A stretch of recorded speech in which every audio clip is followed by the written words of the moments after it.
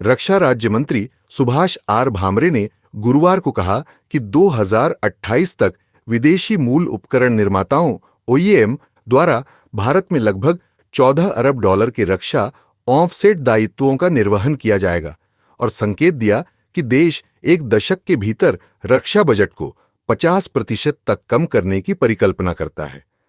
उन्होंने कहा कि रक्षा उद्योग में एक विशाल विदेशी मुद्रा अर्जक बनने की क्षमता है और यह देश को आत्मनिर्भरता के अपने घोषित लक्ष्य की ओर भी ले जा सकता है। उन्होंने कॉलेज ऑफ डिफेंस मैनेजमेंट द्वारा आयोजित सेमिनार राष्ट्र निर्माण के लिए एक उपकरण के रूप में रक्षा व्यय का लाभ उठाना के उद्घाटन भाषण में कहा, 2028 तक विदेशी ओईएम द्वारा लगभग 14 बिलियन डॉलर के रक्षा ऑफसेट दायित्वों का निर्वहन किया जाएगा। उन्होंने कहा कि भारत के पास दुनिया की तीसरी सबसे बड़ी सशस्त्र सेना है और वह अपने कुल रक्षा बजट का लगभग 40% पूंजी अधिग्रहण पर खर्च करता है तथा लगभग 60% रक्षा आवश्यकताओं को आयात के माध्यम से पूरा किया जाता है। केंद्रीय मंत्री ने कहा, वर्तमान सरकार ने एक दशक के भीतर रक्षा बजट को 50% तक कम करने के लिए स्वदेशी विनिर्माण पर जोर दिया है। उन्होंने कहा, रक्षा विनिर्माण क्षेत्र में अनुसंधान एवं विकास पर अधिक ध्यान देने तथा मानव संसाधन विशेषज्ञता का एक पूल तैयार करने के साथ नवाचार की तत्काल आवश्यकता है जो उपकरण और प्रौद्योगिकियों को सस्ता बनाने में मदद करेगा।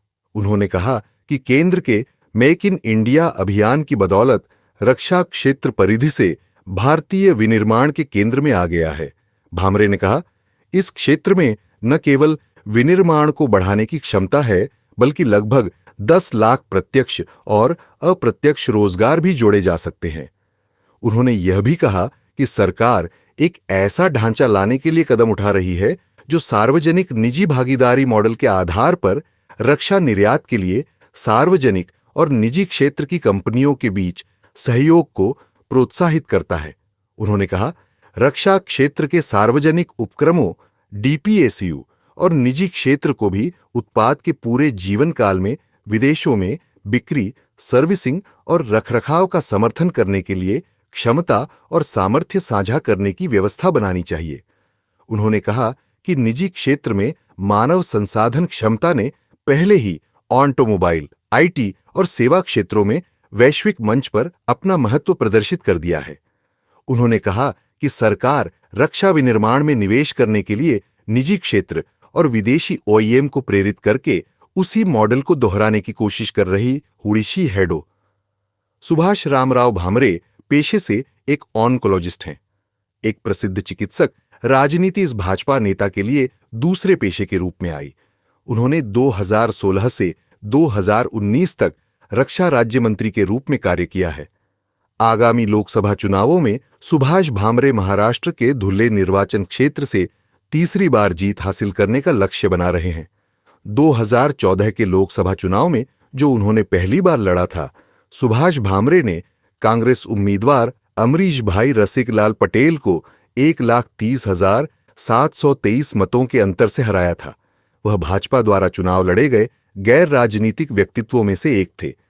2019 के चुनावों में सुभाष भामरे ने कांग्रेस प्रतिद्वंद्वी कुणाल रोहिदास पाटिल को 2,29,243 मतों के अंतर से हराकर सीट बरकरार रखी, जो पिछली बार से अंतर को बढ़ाता है।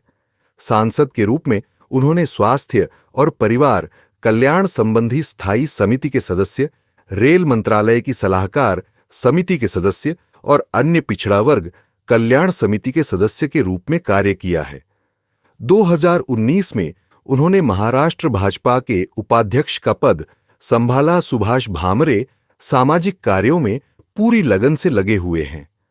कई निःशुल्क चिकित्सा जांच शिविरों के आयोजन के अलावा उन्होंने गरीब मरीजों के लिए निःशुल्क सर्जरी भी की है। भामरे ने कैंसर और इसकी शुरुआती पहचान और रोकथाम के बारे में जागरूकता फैलाने के लिए सार्वजनिक शिक्षा कार्यक्रम भी आयोजित किए हैं, साथ ही अन्य स्वास्थ्य जागरूकता कार्यक्रम भी चलाए हैं।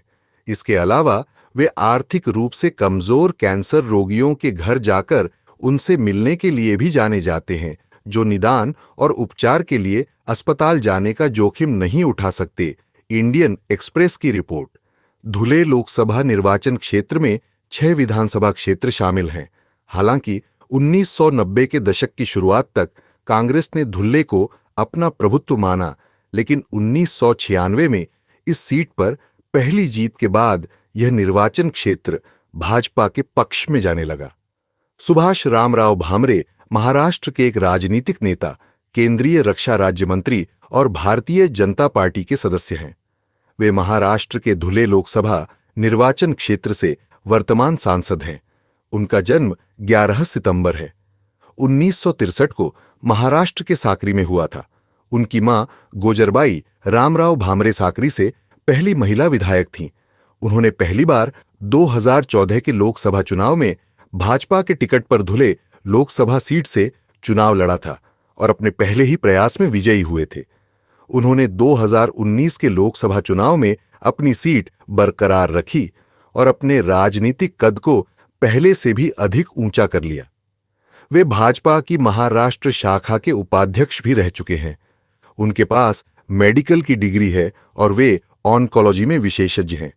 17 जून 2022 को एयर इंडिया की फ्लाइट 443 से दिल्ली से औरंगाबाद जाते समय उन्होंने अपनी मेडिकल विशेषज्ञता का इस्तेमाल करते हुए एक यात्री को आपातकालीन चिकित्सा सहायता दी और उसकी जान बचाई। रक्षा राज्य मंत्री सुभाष भामरे ने बुधवार को लोकसभा में बताया कि सुरक्षा बलों ने 2015 से 891 आतंकवादियों को मार गिराया है, जबकि जम्मू कश्मीर में नियंत्रण रेखा और भारत पाकिस्तान सीमा। नई दिल्ली। केंद्रीय रक्षा राज्य मंत्री सुभाष रामराव भामरे ने 2 नवंबर 2017 को नई दिल्ली में सीमा सड़क संगठन BRO द्वारा आयोजित हिमालयी क्षेत्र में राजमार्ग सुरंगों की योजना, जांच, डिजाइन और निर्माण में चुनौतियां विषय पर 2 दिवसीय सेमिनार को संबोधित किया। कैंसर विशेषज्ञ और पहली बार सांसद बने सुभाष भामरे को केंद्रीय मंत्रिमंडल में शामिल किए जाने को मोदी सरकार द्वारा महाराष्ट्र में राव साहेब दानवे के इस्तीफे की भरपाई के प्रयास के रूप में देखा जा रहा है, जिन्होंने भाजपा की राज्य इकाई का अध्यक्ष नियुक्त किए जाने के बाद इस्तीफा दे दिया था। यह जलगांव व धुले क्षेत्र में भाजपा समर्थकों को खुश करने का भी एक प्रयास है, जो महाराष्ट्र औद्योगिक विकास निगम की भूमि खरीद में गड़बड़ी के आरोपों के मद्देनजर पार्टी के दिग्गज एकनाथ खड़से को देवेंद्र फडणवीस मंत्रिमंडल से बाहर किए जाने से स्पष्ट रूप से नाखुश है। 11 सितंबर 1953 को जन्मे भामरे ने 2014 के चुनावों में गुजरात की सीमा से लगे धुले निर्वाचन क्षेत्र से कांग्रेस के अमरीश पटेल को हराकर लोकसभा में प्रवेश किया। उनका निर्वाचन क्षेत्र जलगांव से सटा हुआ है, जो खड़से का गृह क्षेत्र है। कैंसर रोगियों को निःशुल्क उपचार प्रदान करते रहे हैं। उन्होंने कई निःशुल्क चिकित्सा शिविर और शल्य चिकित्साएं आयोजित की है। उन्होंने कैंसर के बारे में जागरूकता और इसकी शीघ्र पहचान और रोकथाम के लिए सार्वजनिक शिक्षा भाषणों का आयोजन किया। 23 वर्षीय भाजपा सांसद स्वास्थ्य एवं परिवार कल्याण संबंधी स्थायी समिति के सदस्य हैं तथा रेल मंत्रालय की परामर्शदात्री समिति के भी सदस्य हैं। वे अन्य पिछड़ा वर्ग कल्याण संबंधी समिति के भी सदस्य हैं। भामरे 2014 के चुनावों में भाजपा द्वारा मैदान में उतारे गए गैर राजनीतिक व्यक्तित्वों में से एक थे और मोदी लहर के कारण उन्होंने पटेल पर भारी जीत दर्ज की थी। अपने कॉलेज के दिनों में भामरे मुंबई विश्वविद्यालय की शतरंज और बास्केटबॉल टीमों के उप कप्तान थे। रक्षा राज्य मंत्री श्री सुभाष रामराव भामरे को 1 मार्च 2017 को नई दिल्ली में रक्षा धातुकर्म अनुसंधान प्रयोगशाला DMRL, DRDO और Jindal stainless Hisar limited JSHL के बीच कवच अनुप्रयोगों के लिए उच्च नाइट्रोजन स्टील की प्रौद्योगिकी के हस्तांतरण के लिए लाइसेंसिंग समझौते के हस्ताक्षर समारोह में DRDO के अध्यक्ष और सचिव DD R&D dough S Christopher द्वारा प्रस्तुत किया गया। नई दिल्ली स्पुतनिक। अब तक चीन अपने आंतरिक उद्देश्यों के लिए मौसम संशोधन का उपयोग करता रहा है, लेकिन भारतीय राष्ट्रीय सुरक्षा विशेषज्ञ सरकार को चेतावनी देते रहे हैं कि ये कार्यक्रम भारत की राष्ट्रीय सुरक्षा के लिए खतरा पैदा कर सकते हैं। संयुक्त राष्ट्र का पर्यावरण संशोधन अभिसमय, जो 5 अक्टूबर 1978 को लागू हुआ, किसी भी देश को उन उद्देश्यों के लिए मौसम संशोधन का उपयोग करने की अनुमति नहीं देता है जिनके लिए चीन ने अब तक इसका उपयोग किया है। भारत के रक्षा राज्य मंत्री सुभाष भामरे ने शुक्रवार को कहा, सरकार हमारी राष्ट्रीय सुरक्षा पर असर डालने वाले सभी घटनाक्रमों पर कड़ी नजर रखती है और इसकी सुरक्षा के लिए आवश्यक कदम उठाती है। भारत के सुरक्षा प्रतिष्ठान ने अनुमान लगाया है कि चीन में 30 से ज्यादा स्थानों पर चीनी मौसम संशोधन इकाइयों के लिए करीब 50,000 लोग काम कर रहे हैं। अनुमान है कि चीनी मौसम विज्ञानियों की सेवा में 10,000 से ज्यादा एंटी एयरक्राफ्ट गन और विशेष रॉकेट लॉन्चर हैं। चीन मौसम विज्ञान प्रशासन को पिछले साल मौसम संशोधन कार्यक्रम के लिए $29,77,000 आवंटित किए गए थे। इस साल इसे और अधिक धनराशि मिल सकती है क्योंकि इसके वैज्ञानिकों ने चीन के शुष्क उत्तरी क्षेत्र के लिए अधिक वर्षा जल उत्पन्न करने के लिए तिब्बती पठार में क्लाउड सीडिंग का प्रस्ताव दिया है। रक्षा अध्ययन एवं विश्लेषण संस्थान के सुरक्षा विशेषज्ञ अजय लेले ने कहा, यह उचित है कि भारत इस बात पर कड़ी निगरानी रखे कि चीन इस तकनीक का किस प्रकार उपयोग कर रहा है, क्योंकि इस बात की बहुत अटकलें लगाई जा रही हैं कि चीन भारत के विरुद्ध इसका उपयोग कर सकता है ताकि मौसम को बिगाड़कर भारत में बाढ़ और सूखा पैदा किया जा सके। हालांकि ऐसी अटकलें केवल सिद्धांत में हैं, लेकिन इसके व्यावहारिक अनुप्रयोग की संभावना से इनकार नहीं किया जा सकता है। लेले ने कहा, प्रति उपाय के रूप में भारत को इस मोर्चे पर सबसे अधिक सतर्क रहना होगा। भारत को यह सुनिश्चित करना चाहिए कि चीन मौसम में हेरफेर करने के मामले में संयुक्त राष्ट्र के निर्देशों का पालन कर रहा है। पर्यावरण संबंधी खुफिया जानकारी एकत्र करने की प्रक्रिया को सख्त किया जाना चाहिए।